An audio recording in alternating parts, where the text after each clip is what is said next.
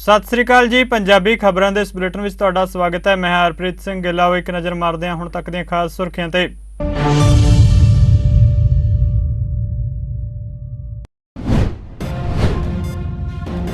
केंद्रीय मंत्री स्मृति ईरानी ने कांग्रेस उत्ते संसद की कार्रवाई रोकने का लगाया इल्जाम। अडानी मामले में जांच की मंग कर रही है कांग्रेस के हंगामे कारण वार वार मुलतवी करनी पई है सदन की कार्रवाई।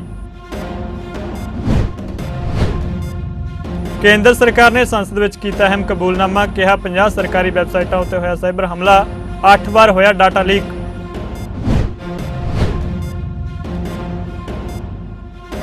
पंजाब के मुख्यमंत्री भगवंत मान ने भगत रविदास महाराज जी के 646वें जन्म दिहाड़े संबंधी जलंधर में कढ़ी गई शोभा यात्रा में की शिरकत। सारिया संगतां नूं दित्ती बधाई।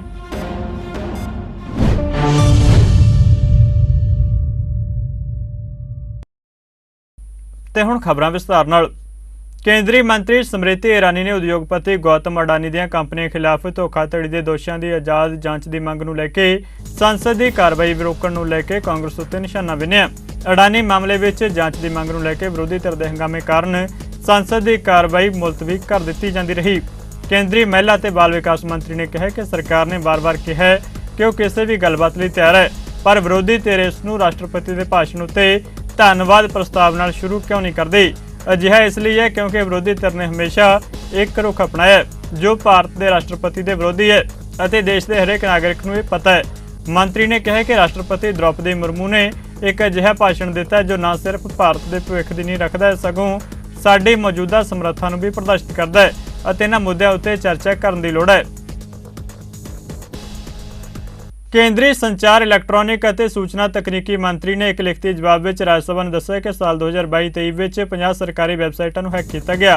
भाजपा संसद मैंबर विश्वम द्वारा चुके गए एक संसदीय प्रश्न के जवाब में अश्विनी वैष्णव ने कहा कि भारतीय कंप्यूटर एमरजेंसी रिस्पॉन्स टीम नूं दित्ती गई और ट्रैक की गई जानकारी मुताबिक महकमे और सूबा सरकार दी वैबसाइटों उत्ते साल 2020-21 और 22 में साइबर हमले हुए ने। केंद्रीय मंत्री वैष्णव ने अगे दस्सिया कि भारतीय कंप्यूटर एमरजेंसी रिस्पॉन्स टीम द्वारा रिपोर्ट की गई और ट्रैक की गई जानकारी मुताबिक साल 2020, 2021 और 2022 के दौरान सरकार नाल संबंधित कुल 6, 7 और 8 बार डाटा लीक होया है। पंजाब के मुख्यमंत्री भगवंत मान भगत रविदास महाराज जी के 646वें जन्म दिहाड़े संबंधी जलंधर में कढ़ी गई शोभा यात्रा में शिरकत करन पहुंचे। इस दौरान उन्होंने बूटा मंडी स्थित सतगुरु रविदास धाम में भी मत्था टेकिया। इस दौरान उन्होंने समूह संगत को बधाई देंदे हुए भगत रविदास जी की सिक्ख्या नाल जीवन की सेध लैण की गल कही और उन्होंने पूरने उत्ते चलण लई कहा। उन्हें कहा कि उन्होंने लिस्ट बना के दिओ, वो इत्थे मंदिर के विकास करवाउणगे। इस दे नाल ही उन्होंने मंदिर में मुहल्ला क्लीनिक खोलण का भी ऐलान किया। अज के इस पवित्र दिहाड़े ते मौजूद सारिया संगतां शोभा यात्रा की शोभा बढ़ाने लई दूरों दूरों पहुंचे हुए सत्कारयोग बुजुर्ग नौजवान वीर मावां भैणां छोटे बच्चे, सब तो पहला मेरे वालों सारिਆਂ ਨੂੰ ਇੱਥੇ जी आया ਨੂੰ ਤੁਹਾਡਾ ਚੱਲਿਆ ਹੋਇਆ कदम एक एक कदम साडे सिर मथे और मेरे वालों सारे नमस्कार, सत श्री अकाल, जय गुरु रविदास। वीरो मैनू उस वेले बड़ा दुख होंदा है जदों हर जगह ते मैं जाना ते कहा जाता है कि पहली बार कोई आया। मैं दुख होंदा है कि तू पहला वाले क्यों नहीं आए। ना किसी शहीदां दे जन्मदिन ते या बरसी ते गए, ना किसी गरीबां दे किसी गुरधामां ते गए, ना किसी पीरां फकीरां दी जगह ते गए, ना किते लोकां दी आस्था के मुताबिक संत या गुरु रविदास वर्गे वो लोग जिहड़े मानवता का सुनेहा देण गए ने उन्हां दी किसी शोभा यात्रा च आए। फिर रहे कित्थे? इसे करके वो हुण उत्थे ही ने जिथे रहिंदे सी, लोकां ने उन्होंने उत्थे ही बिठाता। अज 646वां प्रगट दिवस मना रहे हैं। श्री गुरु रविदास जी का। जिस वेले वाराणसी की धरती ते ये चन्न चढ़िया सी, चानन मुनारा लैके, उस वेले समाज दे विच जात पात ऊंच नीच का बहुत ताना उलझिया होया सी, जकड़िया होया सी समाज। तां श्री गुरु रविदास जी ने दबे कुचले लोगों को अणख नाल और अपने सैल्फ कॉन्फिडेंस नाल जिउण दा सुनेहा दिता। श्री गुरु ग्रंथ साहब जी च जिन्नी भी बाणी श्री गुरु रविदास जी की है, वो सारी मानवता का सुनेहा दिंदी है। कोई ढिड भुखा ना रहे इस गल का सुनेहा दिंदी है, सारे इक्को ही ने इस गल का सुनेहा दिंदी है। ਭਗਤ ਰਵਿਦਾਸ ਜੀ ਦੀ 646ਵੀਂ ਜयंती ਨੂੰ ਸਮਰਪਿਤ ਬਟਾਲਾ ਵਿੱਚ ਸ਼ੋਭਾ ਯਾਤਰਾ ਸ੍ਰੀ ਗੁਰੂ ਗ੍ਰੰਥ ਸਾਹਿਬ ਜੀ ਦੀ ਛਤਰ ਛਾਇਆ ਹੇਠ ਪੰਜ ਪਿਆਰਿਆਂ ਦੀ ਅਗਵਾਈ ਵਿੱਚ ਕੱਢੀ ਗਈ। ਇਸ ਮੌਕੇ ਭਾਰੀ ਤਾਦਾਦ ਵਿੱਚ ਸ਼ਰਧਾਲੂਆਂ ਨੇ ਸ਼ਮੂਲੀਅਤ ਕੀਤੀ ਅਤੇ ਭਗਤ ਰਵਿਦਾਸ ਜੀ ਨੂੰ ਨਤਮਸਤਕ ਹੁੰਦੇ ਹੋਏ ਗੁਰੂ ਦਾ ਆਸ਼ੀਰਵਾਦ ਪ੍ਰਾਪਤ ਕੀਤਾ। ਬੈਂਡ ਪਾਰਟੀਆਂ ਤੇ ਗੱਤਕਾ ਪਾਰਟੀਆਂ ਨੇ ਆਪਣੇ ਜੋਹਰ ਵਿਖਾਉਂਦੇ ਹੋਏ ਇਸ ਸ਼ੋਭਾ ਯਾਤਰਾ ਦੀ ਰੌਣਕ ਵਧਾਈ।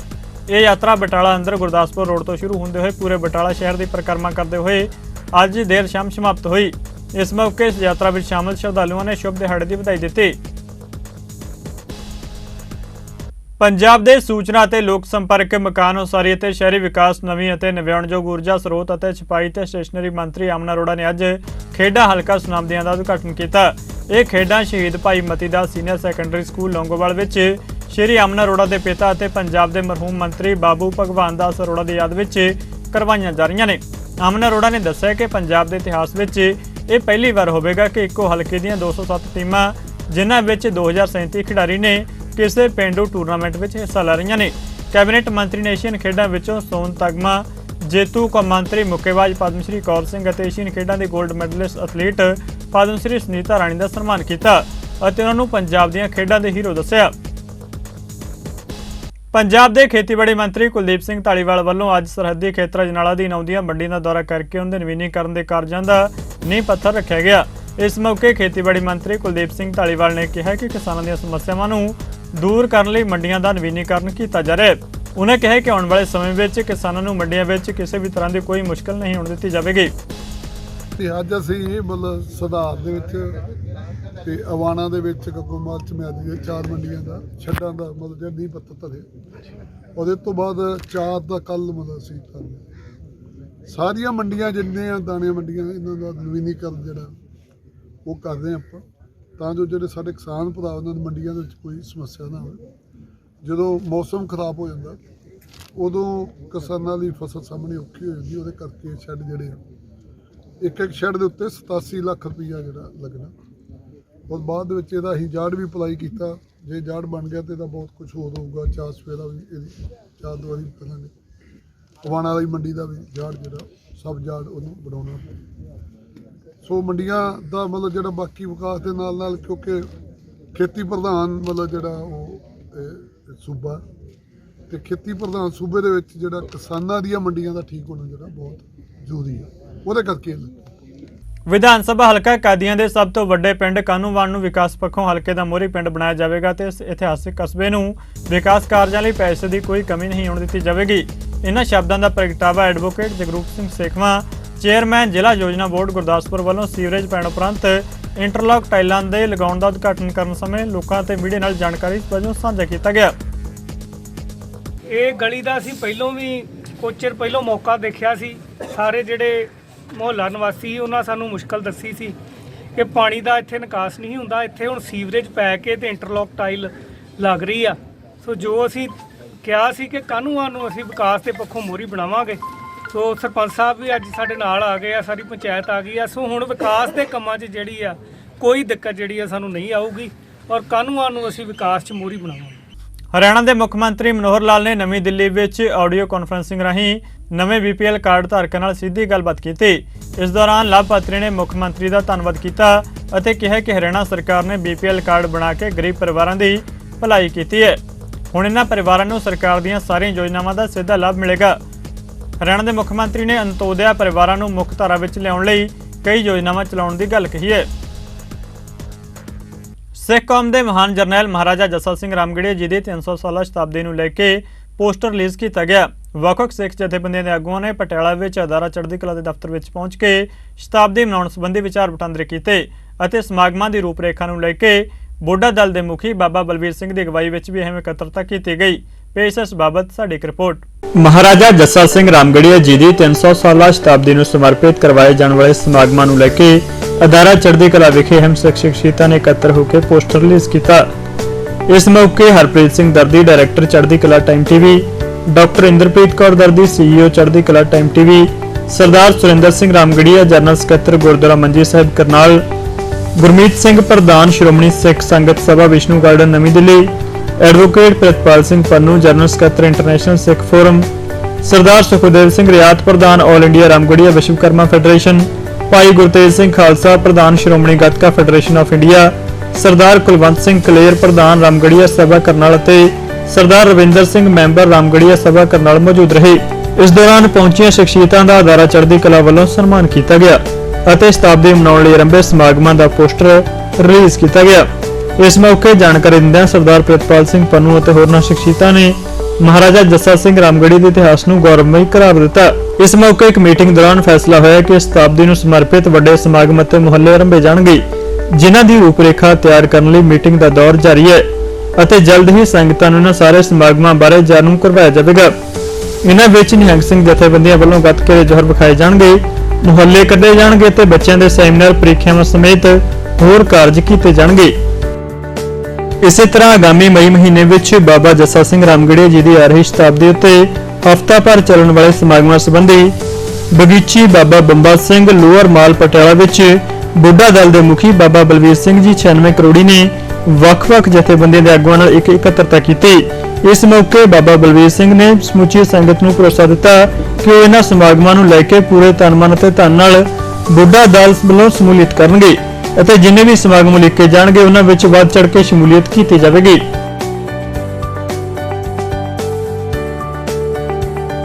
ਸਮੁੱਚੀਆਂ ਹੀ ਦੇਸ਼ ਵਿਦੇਸ਼ ਦੀਆਂ ਸਮੂਹ ਗੁਰੂ ਨਾਨਕ ਨਾਮਦੇਵਾ ਸੰਗਤਾਂ ਸਾਡੇ ਬੜੇ ਸਤਿਕਾਰਯੋਗ ਸਾਰੇ ਹੀ ਬਾਬਾ ਜੱਸਾ ਸਿੰਘ ਜੀ ਰਾਮਗੜੀਆ ਫਾਊਂਡੇਸ਼ਨ ਦੇ ਮੁਖੀ ਸਾਹਿਬਾਨ ਤੇ ਦਰਦੀ ਸਾਹਿਬ ਜਿਹੜੇ ਚੜ੍ਹਦੀ ਕਲਾ ਟਾਈਮ ਟੀਵੀ ਦੇ ਮਾਲਕ ਨੇ ਤੇ ਸਾਰਿਆਂ ਨੂੰ ਸ਼੍ਰੋਮਣੀ ਪੰਥ ਅਕਾਲੀ ਬੁੱਢਾ ਦਲ ਪੰਜਵਾਂ ਤਖਤ ਵੱਲੋਂ ਜੀ ਆਇਆਂ। ਧੰਨਵਾਦ। ਬੁੱਢਾ ਦਲ ਦੀ ਛਾਉਣੀ ਬਗੀਚੀ ਬਾਬਾ ਬੰਬਾ ਸਿੰਘ ਜੀ ਪਟਿਆਲਾ ਵਿਖੇ ਪਹੁੰਚੇ ਨੇ ਤੇ ਅੱਜ ਜਿਹੜੇ ਗੁਰਮਤੇ ਕੀਤੇ ਗਏ ਨੇ ਬਾਬਾ ਜੱਸਾ ਸਿੰਘ ਜੀ ਰਾਮਗੜੀਆ ਉਹਨਾਂ ਦੀ 300 ਸਾਲਾ ਜਨਮ ਸ਼ਤਾਬਦੀ ਜਿਹੜੀ ਆ ਰਹੀ ਹੈ ਜਿਹੜੀ 5 ਮਈ ਨੂੰ ਤੇ ਬਹੁਤ ਹੀ ਸ਼ਾਨੋ ਸ਼ੌਕਤ ਦੇ ਨਾਲ ਸਮੁੱਚੇ ਹੀ ਖਾਲਸਾ ਪੰਥ ਵੱਲੋਂ ਉੱਥੇ ਹੀ ਜਿਹੜੇ ਫਾਊਂਡੇਸ਼ਨ ਵੱਲੋਂ ਬਹੁਤ ਚੜ੍ਹਦੀ ਕਲਾ ਦੇ ਨਾਲ ਮਨਾਈ ਜਾ ਰਹੀ ਹੈ। ਇਹਨਾਂ ਦੇ ਜਿਹੜੇ ਪ੍ਰੋਗਰਾਮ ਬਣਾਏ ਗਏ ਨੇ ਉਹ 1 ਮਈ ਨੂੰ ਜਿਹੜੇ ਦਿੱਲੀ ਦੇ ਵਿੱਚ ਵਿਸ਼ਾਲ ਜਿਹੜਾ ਫਤਿਹ ਮਾਰਚ ਹੋਵੇਗਾ। ਫਿਰ ਜਿਹੜਾ 2 ਮਈ ਨੂੰ ਉੱਥੋਂ ਜਿਹੜਾ ਮਹਾਨ ਨਗਰ ਕੀਰਤਨ ਆਰੰਭ ਹੋਵੇਗਾ ਤੇ ਜਿਹੜਾ 4 ਮਈ ਨੂੰ ਸ੍ਰੀ ਅੰਮ੍ਰਿਤਸਰ ਸਾਹਿਬ ਵਿਖੇ ਆ ਕੇ ਉੱਥੇ ਸਮਾਪਤੀ ਹੋਣੀ ਹੈ। ਤੇ ਜਿੱਥੇ ਸਾਡੇ ਨਿਹੰਗ ਸਿੰਘ ਜਥੇਬੰਦੀਆਂ ਵੀ ਜਿਹੜੇ ਵੱਡੇ ਸਾਰੀਆਂ ਹੀ ਨਿਹੰਗ ਸਿੰਘ ਜਥੇਬੰਦੀਆਂ ਉੱਥੇ ਹੀ ਸ਼੍ਰੋਮਣੀ ਪੰਥ ਅਕਾਲੀ ਬੁੱਢਾ ਦਲ ਪੰਜਵਾਂ ਤਖਤ ਵੱਲੋਂ ਇਹਨਾਂ ਨੂੰ ਬਹੁਤ ਜਿੰਨਾ ਵੀ ਸਹਿਯੋਗ ਚਾਹੀਦਾ ਸਾਰਾ ਤਨ ਮਨ ਧਨ ਨਾਲ ਇਹਨਾਂ ਨੂੰ ਪੂਰਾ ਸਹਿਯੋਗ ਦਿੱਤਾ ਜਾਵੇਗਾ। ਤੇ ਇਹ ਜਿਹੜੇ ਸ਼ਤਾਬਦੀ ਸਮਾਗਮ ਨੇ ਬਾਬਾ ਜੱਸਾ ਸਿੰਘ ਜੀ ਰਾਮਗੜੀਆ ਜੀ ਦੇ ਇਹ ਜਿਵੇਂ ਆਪਾਂ ਬਾਬਾ ਅਕਾਲੀ ਫੂਲਾ ਸਿੰਘ ਜੀ ਦੇ ਉਹਨਾਂ ਦੇ ਵੀ ਜਿਹੜੇ ਮਨਾ ਰਹੇ ਆ 200 ਸਾਲਾ ਸ਼ਹੀਦੀ ਸ਼ਤਾਬਦੀ ਮਨਾਈ ਜਾ ਰਹੀ ਹੈ ਤੇ ਉਵੇਂ ਹੀ ਇਹ ਵੀ ਜਿਹੜੇ ਉਹਨਾਂ ਦੇ ਜਨਮ ਜਿਹੜੇ ਸ਼ਤਾਬਦੀ ਹੈ 300 ਸਾਲਾ ਉਹ ਵੀ ਬਹੁਤ ਹੀ ਚੜ੍ਹਦੀ ਕਲਾ ਤੇ ਸ਼ਾਨੋ ਸ਼ੌਕਤ ਦੇ ਨਾਲ ਮਨਾਈ ਜਾ ਰਹੀ ਹੈ ਸਮੁੱਚੇ ਖਾਲਸੇ ਪੰਥ ਵੱਲੋਂ।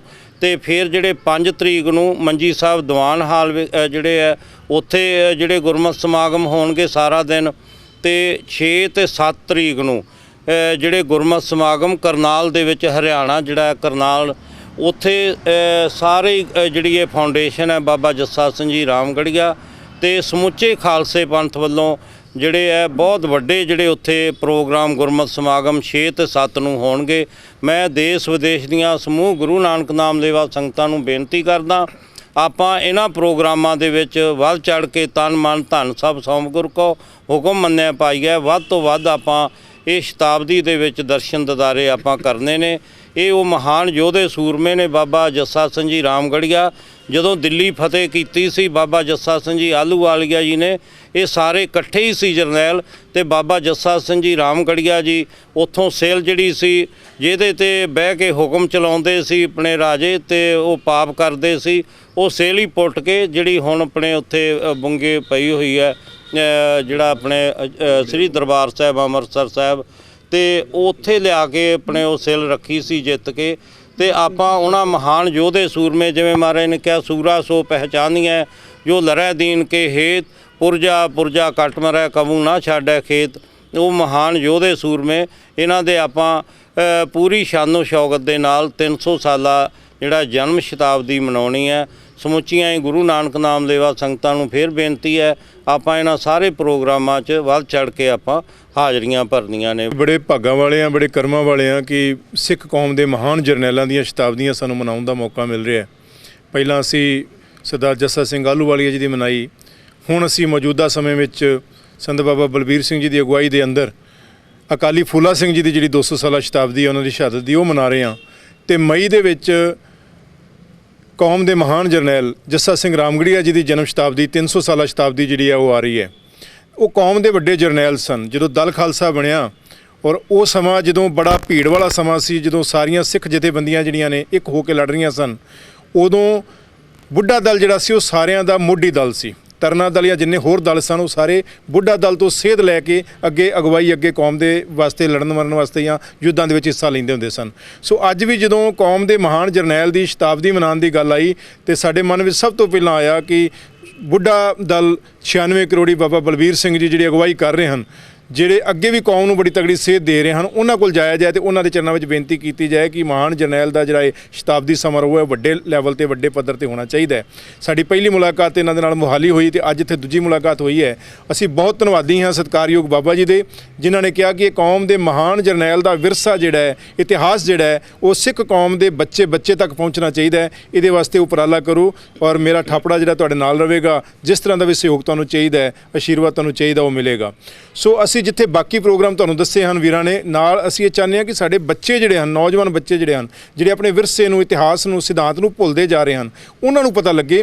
ਤੇ ਉਹਦੇ ਵਾਸਤੇ ਖਾਸ ਉਪਰਾਲੇ ਰੱਖੇ ਗਏ ਹਨ ਕਿ ਸਕੂਲਾਂ ਦੇ ਵਿੱਚ, ਕਾਲਜਾਂ ਵਿੱਚ, ਪੂਰੇ ਇੰਡੀਆ ਲੈਵਲ ਤੇ ਜਿੱਥੇ ਵੀ ਸਾਡੀ ਵਸੋਂ ਹੈਗੀ ਹੈ, ਉੱਥੇ ਪਹਿਲਾਂ ਤੇ ਕਿਤਾਬ 'ਚ ਛੋਟੀ ਕਿਤਾਬ ਜਿਹੜੀ ਹੈ ਸਰਦਾਰ ਜੱਸਾ ਸਿੰਘ ਰਾਮਗੜੀਆ ਦੇ ਜੀਵਨ ਤੇ ਛਾਪ ਕੇ ਉਹਨਾਂ ਬੱਚਿਆਂ ਕੋਲ ਭੇਜੀ ਜਾਏ, ਤਾਂ ਕਿ ਉਹ ਪਹਿਲਾਂ ਪੜ੍ਹਨ ਉਹਨਾਂ ਨੂੰ ਇਤਿਹਾਸ ਦਾ ਪਤਾ ਲੱਗੇ। ਜਦੋਂ ਪੜ੍ਹ ਲੈਣ ਉਸ ਤੋਂ ਬਾਅਦ ਉਹਨਾਂ ਦੇ ਫਿਰ ਲਿਖਤੀ ਮੁਕਾਬਲੇ, ਕੁਇਜ਼ ਮੁਕਾਬਲੇ, ਅਜਿਹੇ ਮੁਕਾਬਲੇ ਕਰਾਏ ਜਾਣ। ਨਾਲ ਉਹਨਾਂ ਦੇ ਦਸਤਾਰਬੰਦੀ ਦੇ ਮੁਕਾਬਲੇ ਕਰਾਏ ਜਾਣ, ਤਾਂ ਕਿ ਜਿਹੜੇ ਬੱਚੇ ਸਾਡੇ ਦਸਤਾਰਾਂ ਛੱਡੀ ਬੈਠੇ ਨੇ, ਟੋਪੀਆਂ ਪਾਉਣ ਲੱਗ ਗਏ ਨੇ, ਉਹਨਾਂ ਨੂੰ ਦਸਤਾਰ ਦੀ ਮਹਾਨਤਾ ਦਾ ਪਤਾ ਲੱਗੇ, ਉਹ ਆਪਣੇ ਵਿਰਸੇ ਨਾਲ ਜੁੜਨ। ਜਿੱਥੇ ਉਹਨਾਂ ਨੂੰ ਸੂਰਬੀਰਾਂ ਦੇ ਇਤਿਹਾਸ ਦਾ ਪਤਾ ਲੱਗੇ, ਨਾਲ ਹੀ ਉਹ ਕੌਮ ਦੇ ਨਾਲ ਜੁੜਨ ਔਰ ਨਾਲ ਹੀ ਇਹਦੇ ਅੰਮ੍ਰਿਤ ਸੰਚਾਰ ਦੀ ਲਹਿਰ ਵੀ ਚਲਾਈ ਜਾਏਗੀ, ਤਾਂ ਕਿ ਜਿਹੜੇ ਬੱਚੇ ਦੇ ਜੀਵਨ ਤੇ ਪ੍ਰਭਾਵ ਪਵੇ ਉਹ ਨਾਲ ਦੀ ਨਾਲ ਜਿਹੜਾ ਹੈ ਉਹ ਅੰਮ੍ਰਿਤ ਛਕ ਕੇ ਗੁਰੂ ਵਾਲਾ ਵੀ ਬਣੇ। ਜਿਹੜੇ ਬੱਚਿਆਂ ਦੇ ਤੁਸੀਂ ਮੁਕਾਬਲੇ ਗਏ, ਸਕੂਲਾਂ ਪ੍ਰਾਈਵੇਟ ਚ ਹੋਣਗੇ, ਸਰਕਾਰੀ? ਸਾਰੇ ਜੀ, ਸਰਕਾਰੇ ਸਾਰੇ ਕੰਸੈਪਟ ਮੈਂ ਦੱਸ ਰਿਹਾ। ਸਾਡੇ ਪਹਿਲਾਂ ਤਾਂ ਉਹਨਾਂ ਕੋਲ ਕਿਤਾਬਾਂ ਭੇਜਾਂਗੇ, ਕਿਉਂਕਿ ਕੋਈ ਬੱਚਾ ਤਦ ਹੀ ਕੰਪੀਟੀਸ਼ਨ ਵਿੱਚ ਹਿੱਸਾ ਲੈ ਸਕਦਾ ਜੇ ਉਹਨੂੰ ਉਸ ਦੇ ਬਾਰੇ ਨੌਲੇਜ ਹੋਏਗੀ। ਸੋ ਪਹਿਲਾਂ ਕਿਤਾਬਾਂ, ਛੋਟੀਆਂ ਕਿਤਾਬਾਂ, ਕੁਐਸਚਨ ਆਨਸਰ ਰੂਪੀ ਕਿਤਾਬਾਂ ਛਪਵਾ ਕੇ ਉਹ ਭੇਜੀਆਂ ਜਾਣਗੀਆਂ। ਉਸ ਤੋਂ ਬਾਅਦ ਉਹਨਾਂ ਦੇ ਦੋ ਤਰ੍ਹਾਂ ਦੇ ਮੁਕਾਬਲੇ, ਲਿਖਤੀ ਮੁਕਾਬਲੇ ਵੀ ਹੋਣਗੇ ਔਰ ਲਿਖਤੀ ਮੁਕਾਬਲਿਆਂ 'ਚੋਂ ਜਿਹੜੇ ਬੱਚੇ ਅਵਲ ਆਉਣਗੇ ਫਿਰ ਉਹਨਾਂ ਦੇ ਕੁਇਜ਼ ਮੁਕਾਬਲੇ ਕਰਾਏ ਜਾਣਗੇ ਮੌਕੇ 'ਤੇ ਬੁਲਾ ਕੇ। ਔਰ ਇਹਨਾਂ ਸਾਰਿਆਂ ਬੱਚਿਆਂ ਨੂੰ ਜਿਹੜਾ ਮੇਨ ਸਮਾਗਮ ਹੈ ਉਹਦੇ ਸਤਿਕਾਰ ਦਿੱਤਾ ਜਾਏਗਾ। ਸੋ ਅਜਿਹਾ ਉਪਰਾਲਾ ਕੀਤਾ ਜਾ ਰਿਹਾ ਹੈ। ਨਾਲ ਹੀ ਇੱਕ ਹੋਰ ਉਪਰਾਲਾ ਜਿਹੜਾ ਉਹ ਕਰਨ ਜਾ ਰਹੇ ਹਾਂ ਕਿ ਜਿਹੜਾ 7 ਤਰੀਕ ਦਾ ਵੱਡਾ ਪ੍ਰੋਗਰਾਮ ਹੈ ਕਰਨਾਲ 'ਚ, ਜਿਹਦੇ 'ਚ ਅਸੀਂ ਸਮਝਦੇ ਹਾਂ ਕਿ 1.5 ਲੱਖ ਸੰਗਤ ਜਿਹੜੀ ਹੈ ਉਹਦੇ 'ਚ ਭਾਗ ਲਵੇਗੀ, ਹਿੱਸਾ ਲਵੇਗੀ। ਉਹਦੇ ਵਿੱਚ ਪੂਰੀ ਦੁਨੀਆ ਤੋਂ ਉਹਨਾਂ ਪਤਵੰਤੇ ਸੱਜਣਾਂ ਨੂੰ ਜਿਨ੍ਹਾਂ ਨੇ ਸਿੱਖ ਕੌਮ ਦੀ ਸ਼ਾਨ, ਸਾਡੀ ਦਸਤਾਰ ਦਾ ਜਿਹੜਾ ਮਾਣ ਹੈ ਉਹ ਪੂਰੀ ਦੁਨੀਆ ਦੇ ਵਿੱਚ ਰੌਸ਼ਨ ਕੀਤਾ ਹੈ ਕਿਸੇ ਨਾ ਕਿਸੇ ਰੂਪ ਵਿੱਚ, ਉਹਨਾਂ ਸਤਿਕਾਰਯੋਗ ਹਸਤੀਆਂ ਨੂੰ ਪੂਰੀ ਦੁਨੀਆ ਤੋਂ ਬੁਲਾ ਕੇ ਉੱਥੇ ਸਰਦਾਰ ਜੱਸਾ ਸਿੰਘ ਰਾਮਗੜੀਆ ਅਵਾਰਡ ਦੇ ਨਾਲ ਉਹਨਾਂ ਨੂੰ ਉੱਥੇ ਸਤਿਕਾਰ ਦਿੱਤਾ ਜਾਏ। ਦੂਜਾ ਸਿੱਖ ਸ਼ਸਤਰ ਵਿਦਿਆ, ਕਿਉਂਕਿ 6 ਤਰੀਕ ਨੂੰ ਨੈਸ਼ਨਲ ਗੱਤਕਾ ਮੁਕਾਬਲੇ ਵੀ ਰੱਖੇ ਗਏ ਹਨ, ਜਿਹੜਾ Shiromani Gatka federation of India ਇਹ ਸਾਰੇ ਚੀਜ਼ ਨੂੰ ਸੰਭਾਲ ਰਹੀ ਹੈ। ਤੇ ਪੂਰੀ ਇੰਡੀਆ ਦੇ ਵਿੱਚੋਂ ਬਾਹਰੋਂ ਵੀ ਅਜਿਹੇ ਪਤਵੰਤੇ ਸੱਜਣ ਜਿਨ੍ਹਾਂ ਨੇ ਪੂਰਾ ਜੀਵਨ ਲਗਾ ਦਿੱਤਾ ਹੈ ਸਿੱਖ ਸ਼ਸਤਰ ਵਿਦਿਆ ਗੱਤਕੇ ਨੂੰ ਪ੍ਰਮੋਟ ਕਰਨ ਵਾਸਤੇ, ਉਹਨਾਂ ਦੀ ਜਿਹੜੀ ਹੈ ਸੰਭਾਲ ਕਰਕੇ ਉਹਨਾਂ ਨੂੰ ਉੱਥੇ ਬੁਲਾ ਕੇ ਸਤਿਕਾਰ ਦਿੱਤਾ ਜਾਏ, ਸਨਮਾਨ ਦਿੱਤਾ ਜਾਏ। ਸੋ ਇਹ ਸਾਰੇ ਅਜਿਹੇ ਉਪਰਾਲੇ ਜਿਹੜੇ ਨੇ ਸਮਾਗਮ ਦੇ ਨਾਲ ਜੁੜੇ ਨੇ ਤੇ ਅਸੀਂ ਸਾਨੂੰ ਇਸ ਚੀਜ਼ ਦਾ ਮਾਣ ਹੈ ਕਿ ਜਿੱਥੇ ਸਾਡੇ ਬਹੁਤ ਹੀ ਸਤਿਕਾਰਯੋਗ ਬੁੱਢਾ ਦਲ ਦੇ ਮੁਖੀ 96 ਕਰੋੜੀ ਬਾਬਾ ਬਲਬੀਰ ਸਿੰਘ ਜੀ ਉਹ ਇਸ ਪੂਰੇ ਸਮਾਗਮਾਂ ਦੀ ਅਗਵਾਈ ਕਰਨਗੇ। ਸਰਪ੍ਰਸਤੀ ਰਹਿਨਮਾਈ ਗੁਰੂ ਗ੍ਰੰਥ ਸਾਹਿਬ ਦੀ ਹੋਣੀ ਹੈ, ਪਰ ਗਾਈਡੈਂਸ ਅਗਵਾਈ ਜਿਹੜੀ ਹੈ ਉਹ ਬਾਬਾ ਬਲਬੀਰ ਸਿੰਘ ਜੀ ਦੀ ਚੱਲਣੀ ਹੈ। ਉੱਥੇ ਨਾਲ ਹੀ ਚੜ੍ਹਦੀ Kala time TV ਅਦਾਰਾ international Sikh form ਜਿਹਦੇ ਪ੍ਰਮੁੱਖ ਜਗਜੀਤ ਸਿੰਘ ਦਰਦੀ ਜੀ ਨੇ, ਉਹ ਵੀ ਸਮੁੱਚੇ ਤੌਰ ਤੇ ਸਮਾਗਮਾਂ ਵਿੱਚ ਸ਼ਾਮਲ ਹੋ ਰਹੇ ਨੇ। ਅਸੀਂ ਉਹਨਾਂ ਦਾ ਵੀ ਬਹੁਤ ਧੰਨਵਾਦ ਕਰਦੇ ਹਾਂ ਤੇ ਉਮੀਦ ਕਰਦੇ ਹਾਂ ਕਿ ਜਿੰਨੀਆਂ ਵੀ ਸਭਾ ਸੁਸਾਇਟੀਆਂ ਸਿੱਖ ਸੰਗਤ ਜਿਹੜੀ ਹੈ ਉਹ ਸਭ ਇਸ ਸਮਾਗਮਾਂ ਦੇ ਨਾਲ ਜੁੜਨਗੀਆਂ ਤੇ ਆਪਾਂ ਇਹਨਾਂ ਨੂੰ ਯਾਦਗਾਰੀ ਸਮਾਗਮ ਮਨਾਉਣ ਦੇ ਵਿੱਚ ਕਾਮਯਾਬ ਹੋਵਾਂਗੇ। ਬਾਬਾ ਜੱਸਾ ਸਿੰਘ ਜੀ ਰਾਮਗੜੀਆ ਦੀ ਤੀਸਰੀ ਸ਼ਤਾਬਦੀ 300 ਸਾਲਾ ਜਿਹੜਾ ਮਨਾਇਆ ਜਾ ਰਿਹਾ, ਉਹਦੇ ਵਿੱਚ 1 ਤਰੀਕ ਨੂੰ ਨਗਰ ਕੀਰਤਨ ਇੱਕ ਮਹੱਲਾ ਨਿਕਲੇਗਾ। ਬੁੱਢਾ ਦਲ 96 ਕਰੋੜੀ ਬਾਬਾ ਬਲਬੀਰ ਸਿੰਘ ਜੀ ਅਤੇ ਦਲ ਪੰਥ ਦੀ ਅਗਵਾਈ ਦੇ ਅੰਦਰ, ਜਿਸ ਦੇ ਅੰਦਰ ਸ਼ਾਮ ਦਾ ਇੱਕ ਕੀਰਤਨ ਸਮਾਗਮ ਰੱਖਿਆ ਜਾਏਗਾ ਦਿੱਲੀ ਦੇ ਅੰਦਰ ਹੀ, ਅਤੇ 2 ਤਰੀਕ ਨੂੰ ਉੱਥੋਂ ਮਹੱਲਾ ਆਰੰਭ ਹੋ ਕੇ ਸ਼੍ਰੀ ਅਕਾਲ ਤਖਤ ਸਾਹਿਬ ਵਾਸਤੇ ਨਗਰ ਕੀਰਤਨ ਦੀ ਆਰੰਭਤਾ ਹੋਏਗੀ, ਜਿਹਦਾ ਪੜਾਅ ਦਰ ਪੜਾਅ 2 ਤਰੀਕ ਦਾ ਜੋ ਸ਼ਾਮ ਦਾ ਪੜਾਅ ਹੈ ਗੁਰਦੁਆਰਾ ਮੰਜੀ ਸਾਹਿਬ ਅੰਬਾਲਾ ਵਿਖੇ ਹੋਏਗਾ, ਅਤੇ 3 ਤਰੀਕ ਦਾ ਪੜਾਅ ਉੱਥੋਂ ਸਵੇਰੇ ਚੱਲ ਕੇ ਫਗਵਾੜੇ ਉਹਦਾ ਪੜਾਅ ਦਿੱਤਾ ਜਾਏਗਾ, ਅਤੇ 4 ਤਰੀਕ ਨੂੰ ਸਵੇਰੇ ਉੱਥੋਂ ਚੱਲ ਕੇ ਸ਼ਾਮਾਂ ਨੂੰ ਅਕਾਲ ਤਖਤ ਸਾਹਿਬ 'ਤੇ ਸਮਾਪਨ ਹੋਏਗਾ ਰਾਮਗੜੀਆ ਬੁੰਗੇ ਦੇ ਵਿੱਚ। ਅਤੇ ਇਸ ਸਾਰੇ ਸਮਾਗਮ ਤੋਂ ਬਾਅਦ ਉਪਰੰਤ 5 ਤਰੀਕ ਨੂੰ ਸ਼੍ਰੋਮਣੀ ਕਮੇਟੀ ਵੱਲੋਂ ਜੋ ਗੁਰਦੁਆਰਾ ਮੰਜੀ ਸਾਹਿਬ ਦੀਵਾਨ ਹਾਲ ਦੇ ਅੰਦਰ ਸਮਾਗਮ ਰੱਖੇ ਜਾ ਰਹੇ ਆ, ਉਹਦੇ ਸਾਰੇ ਸੰਗਤਾਂ ਨੇ ਸ਼ਮੂਲੀਅਤ ਕਰਨੀ ਹੈ। 6 ਤਰੀਕ ਨੂੰ ਇੱਕ ਨੈਸ਼ਨਲ ਲੈਵਲ ਦਾ ਬੜਾ ਵੱਡਾ ਗੱਤਕਾ ਮੁਕਾਬਲਾ ਕਰਨਾਲ ਦੀ ਸਟੇਜ ਤੇ ਹੋਏਗਾ, ਅਤੇ 7 ਤਰੀਕ ਨੂੰ ਸਮਾਗਮ ਜੋ ਮੇਨ ਵੱਡੇ ਸਮਾਗਮ ਰੱਖੇ ਗਏ ਹਨ, ਜਿਹਦੇ ਅੰਦਰ ਕਵੀਸ਼ਰ, ਢਾਡੀ, ਕੀਰਤਨੀਏ, ਕਥਾਵਾਚਕ, ਪ੍ਰਚਾਰਕ ਸਾਰੇ ਉੱਥੇ ਆ ਕੇ ਭਾਈ ਬਾਬਾ ਜੱਸਾ ਸਿੰਘ ਰਾਮਗੜੀਆ ਜੀ ਦੇ ਸੰਦੇਸ਼, ਉਹਨਾਂ ਦਾ ਜੋ ਪੰਥ ਪ੍ਰਤੀ ਦੇਣ ਸੀ, ਉਹ ਸਾਰੇ ਸੰਗਤਾਂ 'ਚ ਦੱਸੀ ਜਾਏਗੀ। ਅਤੇ ਨਾਲ ਹੀ ਇਹਨਾਂ ਵਾਸਤੇ ਬੱਚਿਆਂ ਦੇ ਕੰਪੀਟੀਸ਼ਨ ਵੀ ਅਸੀਂ ਸਾਰੇ ਕਰਾ ਰਹੇ ਹਾਂ ਹਿੰਦੁਸਤਾਨ ਦੇ ਵਿੱਚ ਵੱਖਰੀ ਥਾਵਾਂ ਦੇ ਉੱਤੇ ਗੁਰਮਤ ਦੇ, ਅਤੇ ਦਸਤਾਰ ਮੁਕਾਬਲੇ ਇਹਦੇ ਨਾਲ ਹੋਣਗੇ। ਸਿੱਖ ਕੌਮ ਦੇ ਮਹਾਨ ਜਰਨੈਲ ਸਰਦਾਰ ਜੱਸਾ ਸਿੰਘ ਜੀ ਰਾਮਗੜੀਆ ਜੀ ਦਾ 300ਵਾਂ ਜਨਮ ਦਿਵਸ 5 ਮਈ 2023 ਨੂੰ ਆ ਰਿਹਾ ਹੈ। ਇਹ ਪ੍ਰੋਗਰਾਮ ਦੇਸ਼ਾਂ ਵਿਦੇਸ਼ਾਂ ਦੇ ਵਿੱਚ ਅਤੇ ਪੂਰੇ ਹਿੰਦੁਸਤਾਨ ਦੇ ਵਿੱਚ ਬੜੀ ਧੂਮਧਾਮ ਨਾਲ ਮਨਾਇਆ ਜਾਣਾ ਹੈ। ਇਸ ਪ੍ਰੋਗਰਾਮ ਦੇ ਵਿੱਚ ਸਾਰੀਆਂ ਦੀ ਸਾਰੀਆਂ ਚੁਣਿੰਦਾ ਜੋ ਸਿੱਖ ਅਤੇ ਰਾਮਗੜੀਆ ਸੰਸਥਾਵਾਂ ਹਨ, ਉਹਨਾਂ ਨੇ ਸਹਿਯੋਗ ਦੇਣ ਦਾ ਵਾਅਦਾ ਸਾਨੂੰ ਕੀਤਾ ਹੈ। ਇਸੇ ਸਿਲਸਿਲੇ ਦੇ ਵਿੱਚ ਅੱਜ ਅਸੀਂ ਪਟਿਆਲਾ ਵਿਖੇ ਬਾਬਾ ਬਲਬੀਰ ਸਿੰਘ ਜੀ 96 ਕਰੋੜੀ ਉਹਨਾਂ ਦੇ ਕੋਲ ਉਹਨਾਂ ਦਾ ਆਸ਼ੀਰਵਾਦ ਲੈਣ ਵਾਸਤੇ, ਉਹਨਾਂ ਦਾ ਸਹਿਯੋਗ ਲੈਣ ਵਾਸਤੇ ਅਸੀਂ ਇੱਥੇ ਹਾਜ਼ਰ ਹੋਏ ਹਾਂ।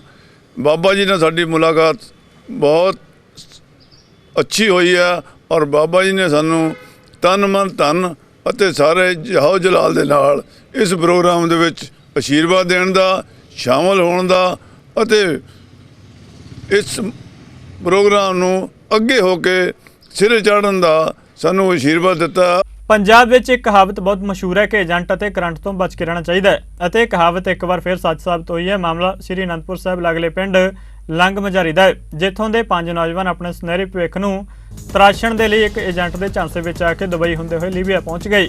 ਉੱਥੇ ਉਹਨਾਂ ਨਾਲ ਗੈਰ ਮਨੁੱਖੀ ਵਤੀਰਾ ਅਪਣਾਇਆ ਜਾ ਰਿਹਾ ਹੈ। ਇਸ ਮਾੜੇ ਅਤੇ ਗੈਰ ਮਾਨਵੀ ਵਿਹਾਰ ਦੇ ਚੱਲਦਿਆਂ ਇਹ ਨੌਜਵਾਨ ਆਪਣੀ ਜੀਵਨ ਲੀਲਾ ਸਮਾਪਤ ਕਰਨ ਦੀਆਂ ਗੱਲਾਂ ਕਰਨ ਲੱਗੇ ਨੇ। ਇਹਨਾਂ ਸ਼ਬਦਾਂ ਦਾ ਪ੍ਰਗਟਾਵਾ ਨੌਜਵਾਨਾਂ ਦੇ ਪਰਿਵਾਰਕ ਮੈਂਬਰਾਂ ਵੱਲੋਂ ਸ਼੍ਰੀ ਅਨੰਦਪੁਰ ਸਾਹਿਬ ਵਿੱਚ ਪੱਤਰਕਾਰ ਨਾਲ ਗੱਲਬਾਤ ਕਰਦਿਆਂ ਕੀਤਾ ਗਿਆ। ਲੀਬੀਆ ਵਿੱਚ ਫਸੇ ਪੰਜਾਬੀ ਨੌਜਵਾਨਾਂ ਦੇ ਹੱਕ ਵਿੱਚ ਆਏ ਆਮ ਆਦਮੀ ਪਾਰਟੀ ਦੇ ਰੋਪੜ ਤੋਂ ਵਿਧਾਇਕ ਦਿਨੇਸ਼ ਚੱਡਾ ਨੇ ਕਿਹਾ ਕਿ ਮਾਮਲੇ ਵਿੱਚ ਨੌਜਵਾਨਾਂ ਨੂੰ ਬਚਾਉਣ ਲਈ ਬਣਦੀ ਚਾਰਾਜੋਈ ਕੀਤੀ ਜਾ ਰਹੀ ਹੈ। ਮੈਨੂੰ ਕੱਲ ਕੁਝ ਨੌਜਵਾਨਾਂ ਨੇ ਸੰਪਰਕ ਕੀਤਾ ਸੀਗਾ। ਉਹਨਾਂ ਨੇ ਦੱਸਿਆ ਕਿ ਪੰਜਾਬ ਦੇ ਵਿੱਚੋਂ 11-12 ਨੌਜਵਾਨ ਜਿਹੜੇ ਹੈ ਉਹ ਲੀਬੀਆ ਦੇ ਵਿੱਚ ਫਸੇ ਹੋਏ ਨੇ। ਬੜੇ ਗਲਤ ਤਰੀਕੇ ਨਾਲ ਲੀਬੀਆ ਦੇ ਵਿੱਚ ਏਜੰਟ ਉਹਨਾਂ ਨੂੰ ਲੈ ਕੇ ਗਿਆ, ਕਿਉਂਕਿ ਲੀਬੀਆ ਐਸਾ ਮੁਲਕ ਹੈ ਜਿੱਥੇ ਲਈ ਜਿਹੜੀ ਫੋਰਨ ਮਿਨਿਸਟਰੀ ਹੈ ਉਹ ਮਨਾ ਕਰਦੀ ਹੈ ਕਿ ਲੀਬੀਆ ਦੇ ਵਿੱਚ ਨਾ ਜਾਓ। ਉੱਥੋਂ ਦੇ ਹਾਲਾਤ ਇਸ ਤਰ੍ਹਾਂ ਦੇ ਨੇ।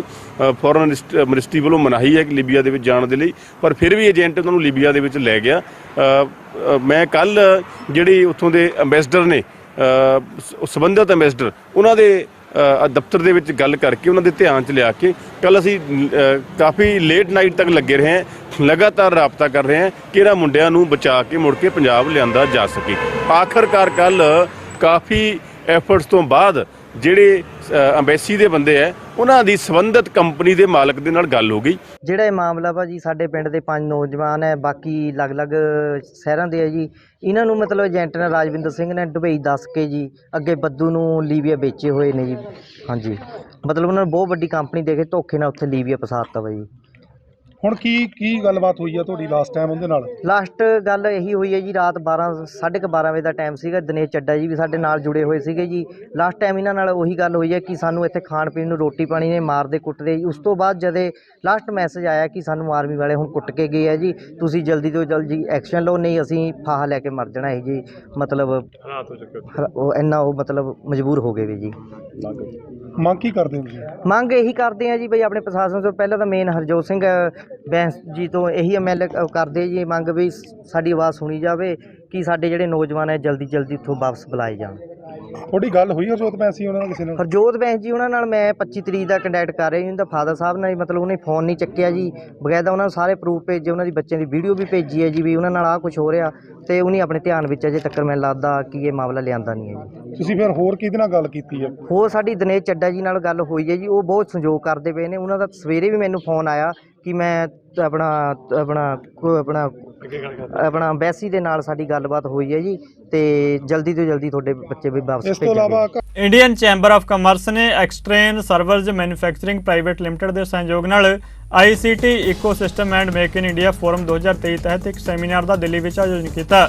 ਦਿੱਲੀ ਦੇ ਕਨਾਟ ਪਲੇਸ ਦੇ ਪਾਰਕ ਹੋਟਲ ਵਿੱਚ ਇਸ ਦਾ ਆਯੋਜਨ ਕੀਤਾ ਗਿਆ। ਇਸ ਮੌਕੇ ਐਕਸਟ੍ਰੋਨ ਸਰਵਰਜ਼ ਮੈਨੂਫੈਕਚਰਿੰਗ ਦੇ ਆਗੂ ਨੇ ਕਿਹਾ ਕਿ ਮੇਕ ਇਨ ਇੰਡੀਆ ਮੁਹਿੰਮ ਨੂੰ ਹੋਰ ਤੇਜ਼ ਕਰਨ ਲਈ ਸਰਕਾਰ ਵੱਲੋਂ ਚੁੱਕੇ ਜਾ ਰਹੇ ਕਦਮ ਸ਼ਲਾਘਾਯੋਗ ਨੇ। ਉਨ੍ਹਾਂ ਕਿਹਾ ਕਿ ਮੇਕ ਇਨ ਇੰਡੀਆ ਕੰਪਨੀ ਨੂੰ ਇਸ ਨਾਲ ਮਦਦ ਮਿਲੇਗੀ। I'm Kalyan Muppaneni, founder of Exatron Server Manufacturing.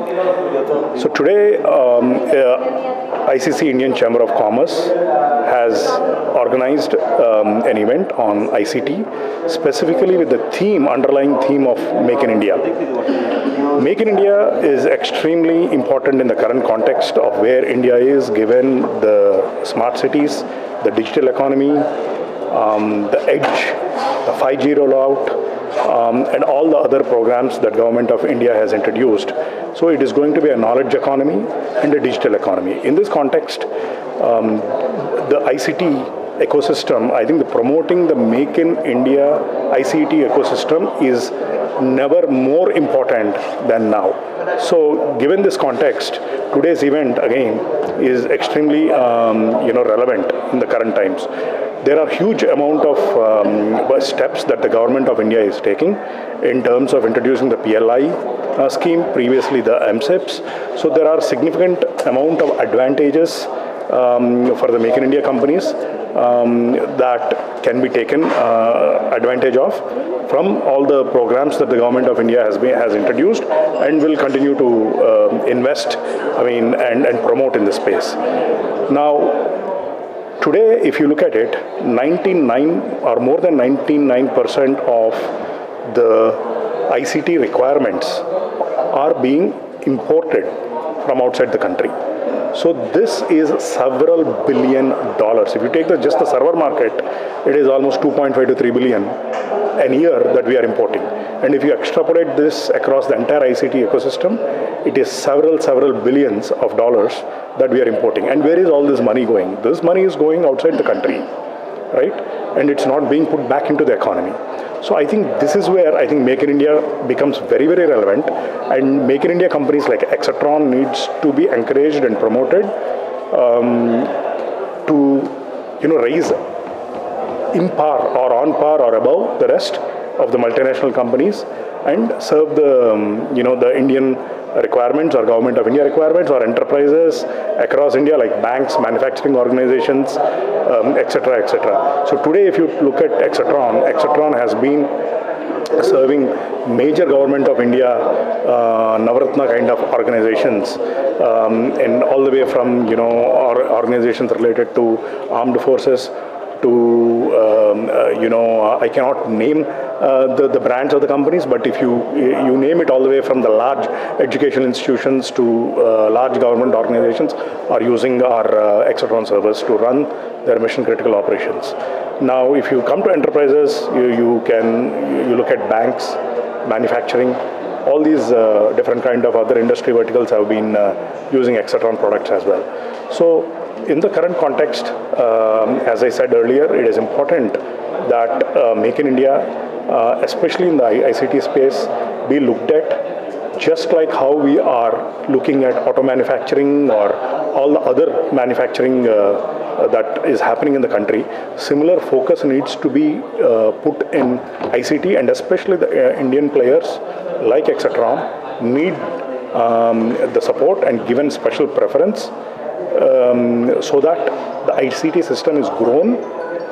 And I mean, at least I think in my point of view, over the next 5 to 10 years, we need to grow the Make in India segment in the ICT to at least 30 to 40%, if not more. ये हमारा जो आज make in India कार्यक्रम हो रहा है, इसमें हम इंडिया में जो ICT सेक्टर में जो डेवलपमेंट हुआ है उसको हमने सबके सामने हाजिर करने के प्रयास था। तो उसमें जैसे हाईवेज, इंफ्रास्ट्रक्चर, ये में देश काफ़ी आगे बढ़ रहा है, प्रगति हो रहा है। बट ये हमारा ये जो डेवलपमेंट के साथ इंफॉर्मेशन टेक्नोलॉजी, हार्डवेयर, सॉफ्टवेयर, इसका भी डेवलपमेंट होना चाहिए। तो वो डेवलपमेंट जेन्युइनली हुआ है, इसलिए आज का कार्यक्रम ये प्रदर्शन करने के लिए आज ने हम किया है ये कार्यक्रम। ਕਪੂਰਥਲਾ ਵਿੱਚ ਪੁਲਿਸ ਵੱਲੋਂ ਕੀਤੀ ਗਈ ਛਾਪੇਮਾਰੀ ਦੌਰਾਨ ਭਾਰੀ ਮਾਤਰਾ ਵਿੱਚ ਲਾਹਣ ਬਰਾਮਦ ਕੀਤੀ ਗਈ। ਐਸਐਚਓ ਬਲਵਿੰਦਰ ਸਿੰਘ ਭੁੱਲਰ ਨੇ ਦੱਸਿਆ ਕਿ ਚੌਂਕੀ ਇੰਚਾਰਜ ਬਾਦਸ਼ਾਹਪੁਰ ਏਐਸਆਈ ਪਰਮਜੀਤ ਸਿੰਘ ਨੂੰ ਪਿੰਡ ਦੇ ਇੱਕ ਨੌਜਵਾਨ ਨੇ ਇਸ ਦੀ ਸੂਚਨਾ ਦਿੱਤੀ, ਜਿਸ ਤੋਂ ਬਾਅਦ ਪਰਮਜੀਤ ਸਿੰਘ ਨਾਮੀ ਸ਼ਖਸ ਦੇ ਘਰ ਰੇਡ ਮਾਰੀ ਗਈ, ਜਿਸ ਤੋਂ ਬਾਅਦ ਮੁਲਜ਼ਮ ਦੇ ਘਰ ਦੇ ਵਿਹੜੇ ਵਿੱਚੋਂ 6 ਡਰਮਾਂ ਵਿੱਚੋਂ 1080 ਲੀਟਰ ਲਾਹਣ ਬਰਾਮਦ ਹੋਈ। ਮੁਲਜ਼ਮ ਪਰਮਜੀਤ ਸਿੰਘ ਉਰਫ ਜੋਧਾ ਪੁਲਿਸ ਪਾਰਟੀ ਨੂੰ ਚਕਮਾ ਦੇ ਕੇ ਫਰਾਰ ਹੋ ਗਿਆ। ਐਸਐਚਓ ਨੇ ਕਿਹਾ ਕਿ ਮੁਲਜ਼ਮ ਖਿਲਾਫ ਮਾਮਲਾ ਦਰਜ ਕੀਤਾ ਗਿਆ ਤੇ ਉਸ ਨੂੰ ਜਲਦ ਹੀ ਕਾਬੂ ਕੀਤਾ ਜਾਵੇਗਾ। ਡੇਰਾ ਸਿਰਸਾ ਮੁਖੀ ਗੁਰਮੀਤ ਰਾਮ ਰਹੀਮ ਦੇ ਪੰਜਾਬ ਵਿੱਚ ਹੋਏ ਆਨਲਾਈਨ ਸਮਾਗਮ ਨੂੰ ਲੈ ਕੇ ਅਜਨਾਲਾ ਦੇ ਮੇਨ ਚੌਂਕ ਵਿੱਚ ਦਮਦਮੀ ਟਕਸਾਲ ਅਜਨਾਲਾ ਵੱਲੋਂ ਰੋਸ ਪ੍ਰਦਰਸ਼ਨ ਕੀਤਾ ਗਿਆ। ਇਸ ਮੌਕੇ ਉਹਨਾਂ ਸਰਕਾਰ ਦਾ ਪੁਤਲਾ ਫੂਕਿਆ। ਭਾਈ ਅਮਰੀਕ ਸਿੰਘ ਅਜਨਾਲਾ ਨੇ ਕਿਹਾ ਕਿ ਸ੍ਰੀ ਗੁਰੂ ਗ੍ਰੰਥ ਸਾਹਿਬ ਜੀ ਦੀ ਬੇਅਦਬੀ ਕਰਨ ਵਾਲੇ ਬਾਬੇ ਰਾਮ ਰਹੀਮ ਦੀ ਰਿਪੋਰਟ ਪੰਜਾਬ ਸਰਕਾਰ ਨੇ ਉਹਨਾਂ ਨੂੰ ਸੌਂਪੀ ਸੀ ਅਤੇ ਉਸ ਵਿਰੁੱਧ ਕਾਰਵਾਈ ਕਰਨ ਦਾ ਭਰੋਸਾ ਦਿੱਤਾ ਸੀ, ਪਰ ਸਰਕਾਰ ਨੇ ਸਜ਼ਾ ਤੱਕ ਹੀ ਦੇਣੀ, ਪੰਜਾਬ ਅੰਦਰ ਹੋਏ ਸਰਸੇ ਸਾਧ ਦੇ ਸਮਾਗਮ ਦਾ ਵਿਰੋਧ ਕਰਨ ਦੀ ਬਜਾਏ ਉਸ ਨੂੰ ਸੁਰੱਖਿਆ ਦਿੱਤੀ, ਜਿਸ ਦੀ ਸਿੱਖ ਸੰਗਤ ਨੇ ਵਿਰੋਧਤਾ ਕੀਤੀ ਹੈ। ਗੜਸ਼ੰਕਰ ਦੇ ਪਿੰਡ ਪਦਰਾਣਾ ਵਿੱਚ ਚੋਰਾਂ ਵੱਲੋਂ ਇੱਕ ਘਰ ਨੂੰ ਨਿਸ਼ਾਨਾ ਬਣਾਇਆ ਗਿਆ, ਜਿਸ ਦੀ ਸੀਸੀਟੀਵੀ ਫੁਟੇਜ ਸਾਹਮਣੇ ਆਈ ਹੈ। ਜਾਣਕਾਰੀ ਦਿੰਦੇ ਹੋਏ ਪਰਮਜੀਤ ਸਿੰਘ ਪਿੰਡ ਪਦਰਾਣਾ ਨੇ ਦੱਸਿਆ ਕਿ ਉਹਨਾਂ ਦਾ ਭਰਾ ਅਮਰਜੀਤ ਸਿੰਘ ਵਿਦੇਸ਼ ਵਿੱਚ ਰਹਿੰਦਾ ਹੈ ਅਤੇ ਘਰ ਦੇ ਵਿੱਚ ਉਹਨਾਂ ਦੀ ਨੂੰਹ ਰਹਿੰਦੀ ਹੈ, ਜਿਹੜੀ ਕਿ ਕੁਝ ਦਿਨਾਂ ਲਈ ਆਪਣੇ ਪੇਕੇ ਘਰ ਗਈ ਹੋਈ ਸੀ। ਉਹਨਾਂ ਦੱਸਿਆ ਕਿ ਜਦੋਂ ਉਹਨਾਂ ਦੀ ਨੂੰਹ ਆਪਣੇ ਮਾਪੇ ਘਰ ਤੋਂ ਹੋ ਕੇ ਸਹੁਰੇ ਘਰ ਵਾਪਸ ਆਈ ਤਾਂ ਕਮਰਿਆਂ ਵਿੱਚ ਸਮਾਨ ਖਿਲ ਰਿਹਾ ਹੋਇਆ ਸੀ ਅਤੇ ਤਾਲੇ ਟੁੱਟੇ ਹੋਏ ਸਨ। ਚੋਰਾਂ ਵੱਲੋਂ ਗਹਿਣਿਆਂ ਸਮੇਤ 6 ਲੱਖ ਰੁਪਏ ਦੀ ਨਕਦੀ ਦੀ ਚੋਰੀ ਕੀਤੀ ਗਈ ਸੀ। ਉਹਨਾਂ ਦੱਸਿਆ ਕਿ ਇਸ ਸੰਬੰਧ ਵਿੱਚ ਥਾਣਾ ਗੜਸ਼ੰਕਰ ਪੁਲਿਸ ਨੂੰ ਸੂਚਿਤ ਕੀਤਾ ਗਿਆ ਅਤੇ ਸੀਸੀਟੀਵੀ ਫੁਟੇਜ ਵੀ ਸਾਹਮਣੇ ਆਈ ਹੈ, ਜਿਸ ਵਿੱਚ ਇੱਕ ਵਿਅਕਤੀ ਘਰ ਵਿੱਚ ਦਾਖਲ ਹੁੰਦਾ ਨਜ਼ਰ ਆ ਰਿਹਾ ਹੈ। ਉਹਨਾਂ ਪੁਲਿਸ ਪ੍ਰਸ਼ਾਸਨ ਤੋਂ ਕਾਰਵਾਈ ਦੀ ਮੰਗ ਕੀਤੀ ਹੈ। ਉਧਰ ਦੂਜੇ ਪਾਸੇ ਥਾਣਾ ਗੜਸ਼ੰਕਰ ਦੀ ਪੁਲਿਸ ਇਸ ਮਾਮਲੇ ਵਿੱਚ ਕੁਝ ਵੀ ਕਹਿਣ ਨੂੰ ਤਿਆਰ ਨਹੀਂ ਹੈ। ਬਟਾਲਾ ਵਿੱਚ ਟ੍ਰੈਫਿਕ ਪੁਲਿਸ ਦੇ ਸਬ ਇੰਸਪੈਕਟਰ ਹਰਜੀਤ ਸਿੰਘ ਗੋਲੀ ਲੱਗਣ ਨਾਲ ਗੰਭੀਰ ਜ਼ਖਮੀ ਹੋ ਗਏ।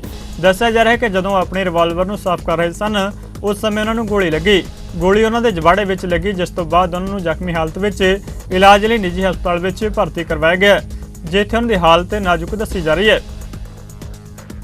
ਟਾਂਡਾ ਵਿੱਚ ਉਸਾਰੇ ਅਧੀਨ ਲੱਖੀ ਸਿਨੇਮਾ ਸ਼ਾਪਿੰਗ ਪਲਾਜ਼ਾ ਵਿੱਚੋਂ ਲਗਾਤਾਰ ਤੀਜੀ ਵਾਰ ਬਿਜਲੀ ਅਤੇ ਤਾਂਬੇ ਦੀਆਂ ਤਾਰਾਂ ਚੋਰੀ ਹੋਣ ਦਾ ਮਾਮਲਾ ਸਾਹਮਣੇ ਆਇਆ ਹੈ। ਇਸ ਸੰਬੰਧੀ ਜਾਣਕਾਰੀ ਦਿੰਦਿਆਂ ਨਿਰਮਾਣ ਕਾਰਜ ਦੇ ਕੇਅਰ ਟੇਕਰ ਬਲਜਿੰਦਰ ਸਿੰਘ ਨੇ ਦੱਸਿਆ ਕਿ ਬੀਤੀ ਰਾਤ 2 ਅਣਪਛਾਤੇ ਚੋਰਾਂ ਨੇ ਉਸਾਰੀ ਵਾਲੀ ਥਾਂ ਉੱਤੇ ਕੀਤੀ ਜਾ ਰਹੀ ਬਿਜਲੀ ਦੀ ਫਿਟਿੰਗ ਅਤੇ ਏਸੀ ਫਿਟਿੰਗ ਦਾ ਤਾਂਬਾ ਚੋਰੀ ਕਰ ਲਿਆ, ਜਿਸ ਕਾਰਨ ਹਜ਼ਾਰਾਂ ਰੁਪਏ ਦਾ ਨੁਕਸਾਨ ਹੋਇਆ ਹੈ। ਉਹਨਾਂ ਦੱਸਿਆ ਕਿ ਇਸ ਤੋਂ ਪਹਿਲਾਂ ਵੀ 2 ਵਾਰ ਇੱਥੇ ਚੋਰੀ ਹੋ ਚੁੱਕੀ ਹੈ। ਚੋਰਾਂ ਦੀ ਹਰਕਤ ਸੀਸੀਟੀਵੀ ਕੈਮਰੇ ਵਿੱਚ ਕੈਦ ਹੋ ਗਈ। ਕੈਮਰੇ ਦੀ ਫੁਟੇਜ ਰਿਕਾਰਡ ਕੀਤੀ ਗਈ। ਇਸ ਸੰਬੰਧੀ ਟਾਂਡਾ ਪੁਲਿਸ ਨੂੰ ਸੂਚਿਤ ਕਰ ਦਿੱਤਾ ਗਿਆ, ਜਿਨ੍ਹਾਂ ਵੱਲੋਂ ਬਣਦੀ ਕਾਰਵਾਈ ਕੀਤੀ ਜਾ ਰਹੀ ਹੈ। ਪੰਜਾਬੀ ਖਬਰਾਂ ਦੇ ਇਸ ਬੁਲੇਟਿਨ ਵਿੱਚ ਫਿਲਹਾਲ ਨਹੀਂ ਜਾਂਦੇ ਨਜ਼ਰ ਮਾਰਦੇ ਹਾਂ ਮੌਸਮ ਦੇ ਹਾਲ ਤੇ। ਤੁਸੀਂ ਬਣੇ ਰਹੋ ਚੜ੍ਹਦੀ ਕਲਾ ਟਾਈਮ ਟੀਵੀ ਦੇ ਨਾਲ। ਧੰਨਵਾਦ।